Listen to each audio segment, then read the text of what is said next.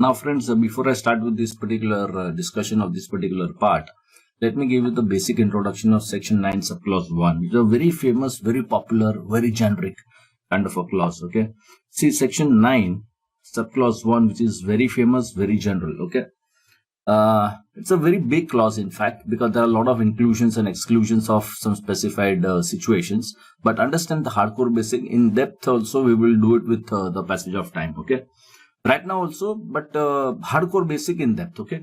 So, any incomes which arise directly, indirectly, through or from any business connection. Okay. If there is any income which arise to any person through or from a business connection. Okay.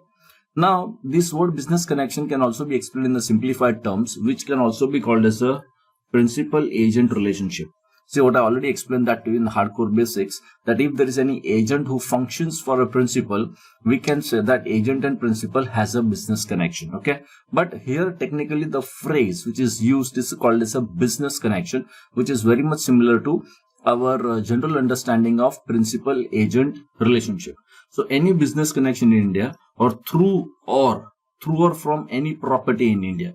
That means if there is any property situated in India, whether there is a rental income, whether there is a sale of that particular property, that means capital gains on that particular property, if any, will always be covered by this particular provision, which is deemed to accrue or arise in India, or through or from any asset or a source of income in India, or from any asset in India. Any asset in India. So if the asset is situated in India and if there is any income which is linked with that particular asset in India, will be deemed to accrue or rise in India. Or through a transfer of any capital asset situated in India. So if there is any asset, again, for example, property, plant and machinery, anything which is sold in India. So anything which is sold in India that is situated in India, that means anything which has been sold but it is situated in India, it will be deemed to accrue or arise in India. Okay. So this is a very general purpose deeming fiction clause. Now under this particular clause there is an explanation. It is a very, very big explanation. Now under this particular explanation, there are some of the specific situations where it will be said that this particular transaction will not be regarded as deemed to accrue or rise in India, or sometimes it will not be a business connection, or sometimes some ifs and buts, etc. Okay, will be there in this particular clarification, and most of the explanation is very much logical, straightforward, and easy to understand. I mean, it is not a difficult thing to understand, but you have to remember these situations with the passage of time in the respective places. Now, friend, come to this particular question straight away. See, in this particular case, there's a foreign company. Foreign company owns a property in Mumbai. Now, property in Mumbai means property, it is situated in India. You get a rental income. Now, any asset in India, if you have any income from that particular rental income, will be deemed to accrue or arise in India. Okay, as per section, and that means it will be taxable in India. However, this particular transaction is done between two companies which are non-resident, that means not in India. The agreement is made outside India. The rent is also payable outside India. Rent, as per the agreement, it is accrued outside India. So it is saying accrued outside India. But section 9 says that it will be deemed to accrue or rise in India. So when there is a deeming fiction, we don't care about the concept of the accrual. And secondly, the agreement cannot decide where it is accruing. See, I will sign an agreement with you and I will say it is accrued in Mauritius. That is not possible. Okay. So the place of accrual is basically a fact. The fact is that this property is situated in India and it is deemed to accrue or rise in India. Discuss the rental income of Joe Limited chargeable. Of course, the rental income will be chargeable to tax in India. There is no doubt about that. Okay.